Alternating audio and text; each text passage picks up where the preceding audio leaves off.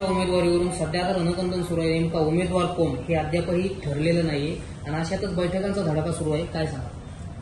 छत्रपती संभाजीनगर लोकसभा निवडणुकीसाठी माननीय आमचे शहराध्यक्ष श्री बोळकर साहेबांच्याकडे आम्ही सर्व नगरसेवक जे 2-2, 3-3, 4-4 वर्ष निवडून आले सर्व नगरसेवक आम्ही त्यांना भेटायला गेलो आणि भारतीय जनता पार्टी जर ही जागा सुटणारच नसेल आणि ही जर शिंदे गटात जर जागा जाणार असेल तर आमची सर्वांची एक मुख्य अशी मागणी होती. आमची म्हणजे आमच्या वाड्यातील नागरिकाची जे नागरिक आम्हाला भेटून सांगतायत की कोण उमेदवार येणार आहे, तर नागरिकांची सर्वांची इच्छा अशी आहे की विनोद पाटील इथे उमेदवार आले पाहिजे.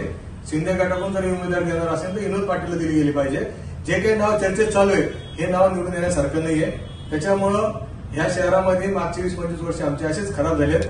आता येणाऱ्या लोकसभेमध्ये छत्रपती संभाजीनगरचा कणखर युवा खासदार म्हणून विनोद पाटील गेले पाहिजे अशी आमची सर्वांची इच्छा आहे.